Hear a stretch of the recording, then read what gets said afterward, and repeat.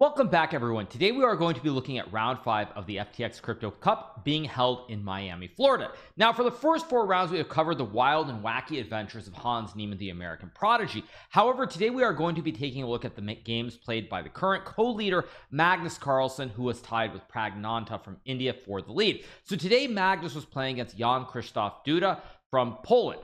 Now, without further ado, let's set the stage for what happens in the match. So in the first game, in a Catalan defense, Jan Krzysztof Duda wins with the white pieces in a very important game, plays a very nice technical game. Now, there were mistakes towards the end of the game, but Jan finds a way to win. So now let's jump into game 2, which will be pretty brief in terms of our analysis. But the game starts with e4. So Duda leading 1-0. Magnus is a white piece in the second game, so e4 is played. And now we have the move e5 being played by Duda, knight to f3, knight to c6, and now bishop b5 being played by Magnus, and Jan plays knight f6, essaying the Berlin defense. Now, obviously, having lost the first game, Magnus wants to strike back, so he chooses to play d3 rather than one of the more drawish sidelines. So now we have bishop c5, bishop takes c6, d takes c6, knight b d2. Now we have knight d7 being played by Duda. Bishop e6 is another move that has been played, but we have knight d7 in this game. Knight f1, castles, and now Magnus gets very aggressive with this g4 move. Normally white tries to play a move like bishop g5, f6, and let's say bishop d2 just to illustrate the point, and after say rook e8, g4, this tends to be more effective because now rook g1 and g5 will immediately create threats on the g file. So playing this move g4 without black having done f6 here is a little bit unusual. That being said, it is still very sharp and is definitely playable. Now we have rook e8, knight to e3 is played, and now we have a5 being played by Duda, rook to g1 by Magnus, knight f8. Now note, if the pawn were on f6, g5 here would immediately open up the g file. So to illustrate it again, let's say you have bishop d2, f6 thrown in. After g5 here, the g file will open up, and white has a lot of pressure towards the black king on g8. Anyway, black has not played f6, so it's a little bit different. We have h4 being played by Magnus, a4 being played by Duda, knight to f5, putting this great knife on f5, also creating a connect 4. Now, if black were to capture, you take with the g-pawn, and now rook g1 makes a lot of sense, as well as g4, because you've opened up this long file for the rook on g1. So after knight f5, we have b5 being played here by Duda, and now Magnus goes bishop g5 in this situation, f6, bishop to d2, and he has provoked f6, albeit a couple moves later than in most of the normal lines, which feature this g4 idea. So now we have king h8 being played by Duda. The idea is quite simple. Of course, you want to move the king out of the threats on the g file, and here Magnus makes a huge blunder. He plays this g5 move. Now, one thing that you'll note in all these Berlin variations where white is trying to attack on the king side is a few things. First of all, if black, let me just make a random move like rook g2. If black takes, you want to be able to capture the g pawn, or in some cases you want to be able to capture with the e pawn, with other ideas later on, just to illustrate, where you can maybe put a knight on e4 and blockade. So normally you want to make sure both these captures are playable. Now, when it comes to taking on e5 with the e pawn, you always want to make sure that black cannot play this move e4. So when Magnus plays g5 here, Duda gladly snaps the knight on f5, and after pawn takes bishop, e4 is played here, and just like that, white is completely lost. Now, if the queen were on e2, for example, and white could simply take the pawn, white would be fine. You would castle next move, and the attack rages on. However, in this situation, whether it was an oversight, whether Magnus was tired, whatever it was, he simply blunders this e4 move. And after pawn takes pawn, rook takes pawn, king to f1, queen d5, black is completely winning here, and we are only 18 moves into the game. Now, the reason that this is completely lost, there are a few reasons actually. So the f5 pawn is very weak, your king is on f1, it's also very vulnerable. Additionally, black controls the open e file, and you have no development on the queen side. So all of these issues mean that black should be winning. So Duda leading 1-0 and getting a winning position on move 18 in the second game means that he surely will go on to win this game, right? Well, he does. So after pawn takes bishop c3, queen takes f5. Game is pretty much over, but I'll show the rest of it for you guys. We get rook g5, queen to h3, king to g1, and now Duda plays rook g4. The rooks come off, and after king h1, knight d7 played here. Another nice move, guards the pawn on f6. Black prepares to bring the rook to g8 and create mating threats. Magnus goes knight h2. We get queen takes h4.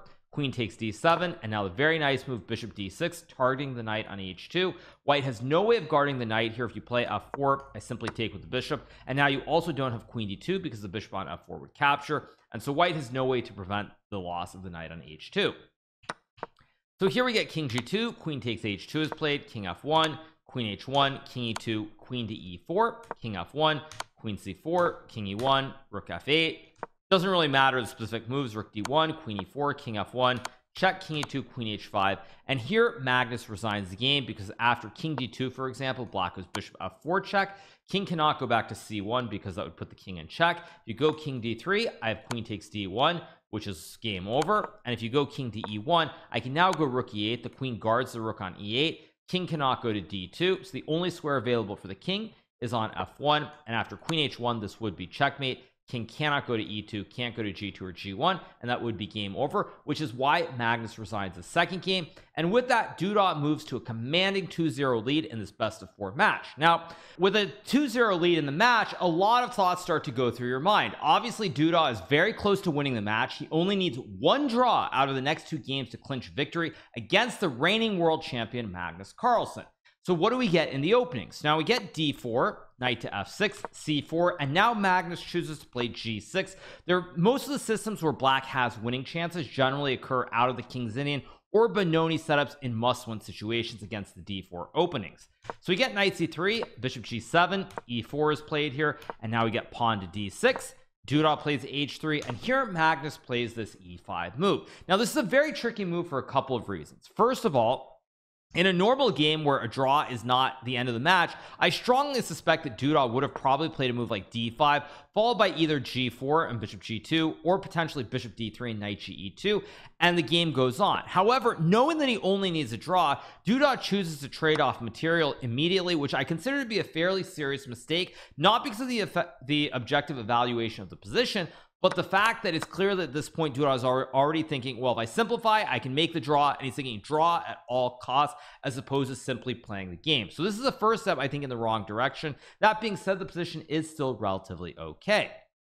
So now we have bishop to e3, pawn to c6 here, and the reason that I say it's a step in the wrong direction as well is that structurally in this position, if you look at it, black has these pawns on c6 and e5, white has the pawns on c4 and e4. Now in the long term, white can never use this d5 square because the pawn on c6 prevents white from putting a knight there.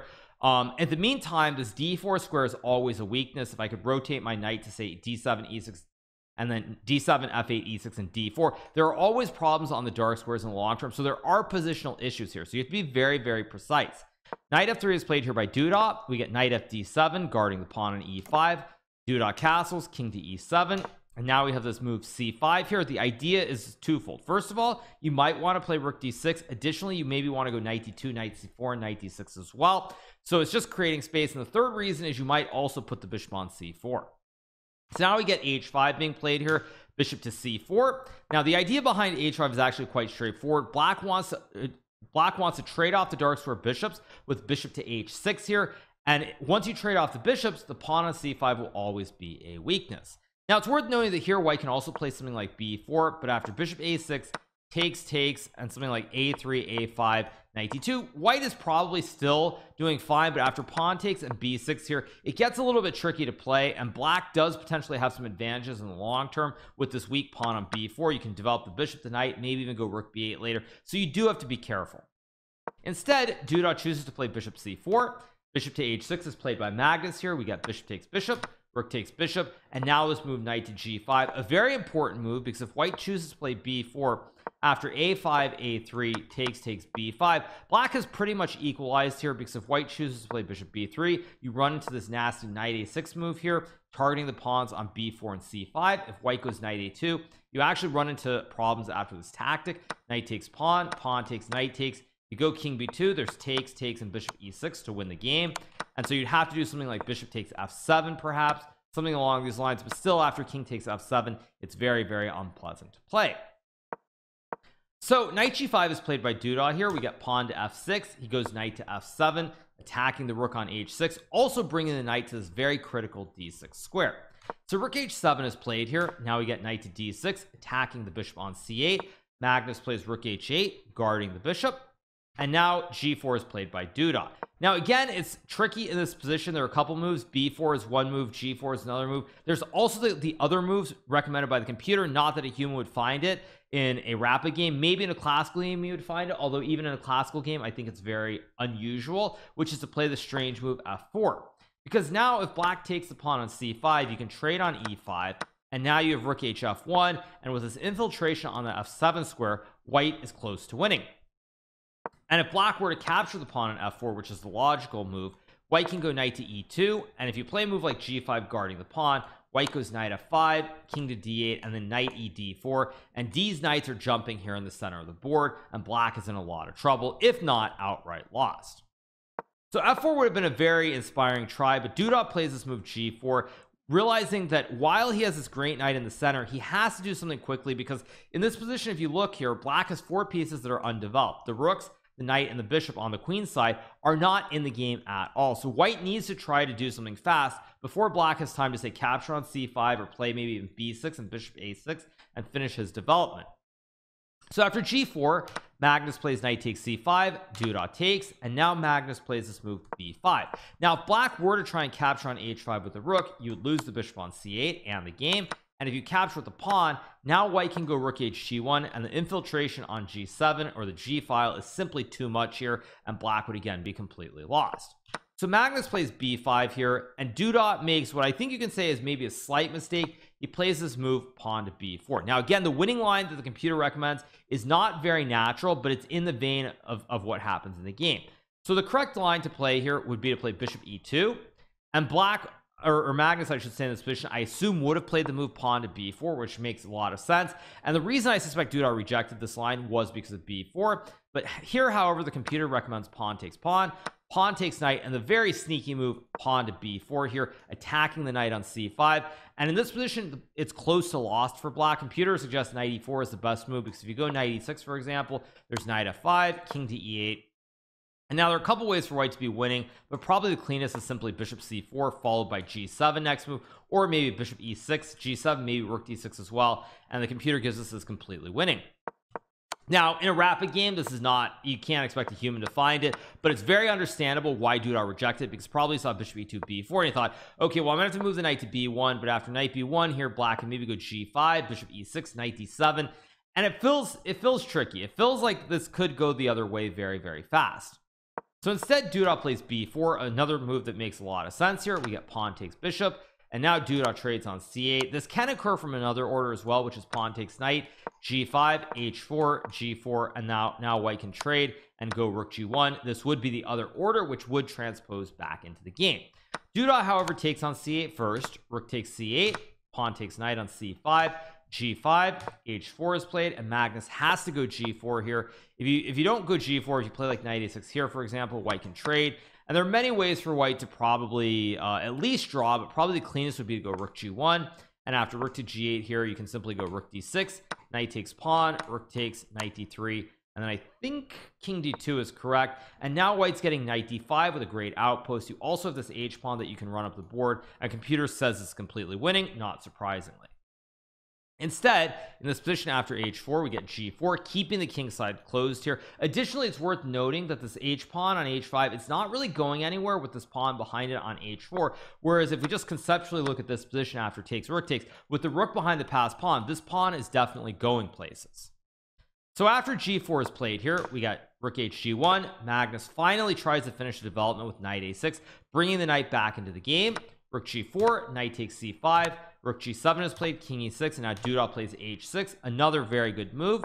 Rook a b8 is played by Magnus, almost desperation. You could say he's trying to get knight d3 and rook b2. You've got to get some counterplay. It's worth noting that with this passed h pawn, you cannot really exchange the rooks either. There's a position like this with h7 threatening rook g8, you would have to go rook h8, and then after rook takes a7, white has the wide peepos, the two wide passed pawns that are split, and I think that white probably will win this game. So Magnus plays rook a b8 looking for the counterplay. We get h7, rook to h8 played here, and now rook d to g1, knight to d3 played by Magnus, king d1, which is apparently a mistake. Apparently king d2, rook b2, king e3 is better. Again, players are probably getting low on time, very hard to find such lines. It's also very counterintuitive bringing the king to e3, because you feel like there's maybe rook c2, there's also maybe something like rook f2, maybe there's knight f4 and like rook c2 and rook e2 mate, so it's not really intuitive. Nonetheless, this would have been significantly better than king d1, which is played in the game. So we get king d1, Magnus takes, we get king c2, knight back to d3 with the outpost threatening rook b2 once again, and Duda plays this move knight to a4. Now this is definitely a mistake, and And while the computer still says white is much better, the move that it recommends is knight d1. And the reason for this is because after knight a4 there's a sacrifice which will occur, whereas here white can simply go knight to e3, try to capture the pawn, or knight e3, knight f5, and the game remains in the balance. Whereas after knight a4, Magnus plays rook b4, Duda takes here, and now there's this very tricky move, rook takes h7, sacrificing an exchange. Now on first glance you look at this position and you're like, well, what's the big deal? But the big deal is that in this position, even though white has two rooks versus a rook and a knight, this knight is very strong on d3, guarded by the pawn. Additionally, you're probably losing the a2 pawn, and once you lose the a2 pawn, I can just go rook h2 to stop you from queening this pawn on h4. So it's starting to get really tricky here. Now Duda plays this move h5, which makes a lot of sense. It feels like the way to play here. You're looking for counterplay, use the h pawn, make black have to bring the rook over to h2, and then the rook will be distracted by this pawn. That being said, in this position, computer actually says after rook a1, white is still a little bit better. Now I don't think that white is winning, but now at least you're not giving up the a2 pawn, and you can just go h5 h6, and it should be enough to save the draw. Instead, h5 is played. We get king to d6 played by Magnus. Now again, not the best move, but the reasoning is quite clear behind it. The fact is, it really doesn't matter if white is able to queen the pawn because of the match situation. So when you think about the match situation here, for Duda, he only needs a draw. So to Magnus, a draw in this game is the same as a loss. So the only way that black can ever win this position is by getting the king to c5 and pushing this past c pawn up the board, which Magnus understands perfectly in this situation. Now once again, Duda has the opportunity to play rook a1, but he chooses not to. Now again, very hard to be critical, but he plays this move h6, which is a huge blunder. And right at this point, after rook takes a2, we have a very fateful moment in the game. As we know, this event is being held in person in Miami, but the players are playing against each other on computers. So we will be taking a look at this short little clip, and we'll keep going from there. So here we go. So here is the clip that we are going to watch. Asking for something from the arbiter. What's happening? Something's happened. Let's go back to the players. It looks really difficult for Jan Krzysztof on the board. And something is Oh, that's gone down.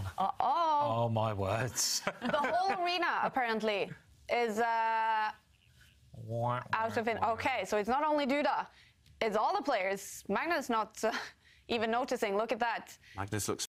So once again, you guys, as we go back to the as we go back to the game, I actually have the position wrong. It was after rook a2, king c3, king c5.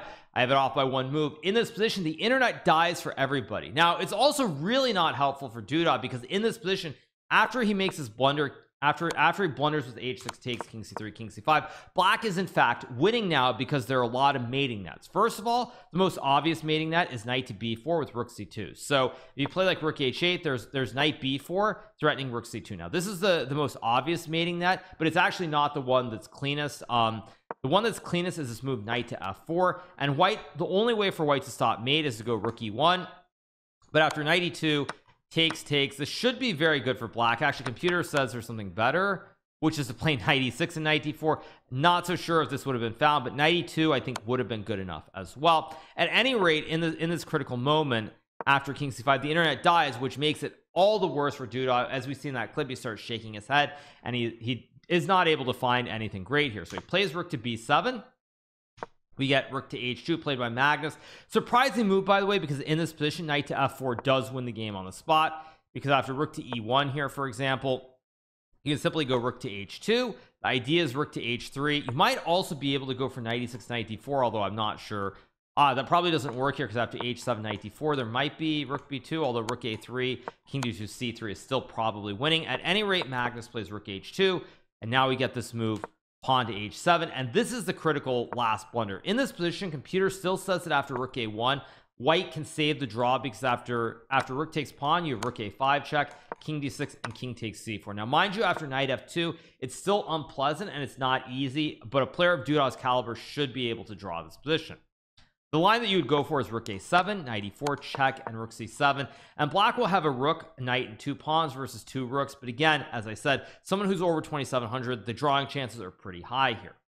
At any rate, in this position, Duda plays h7, a logical move looking for more counterplay. You figure this pawn distracts the rook, but now Magnus is clinical in clinical in this position. He plays this move knight to b4, which more or less ends the game because white has only one way to stop the 2 checkmates.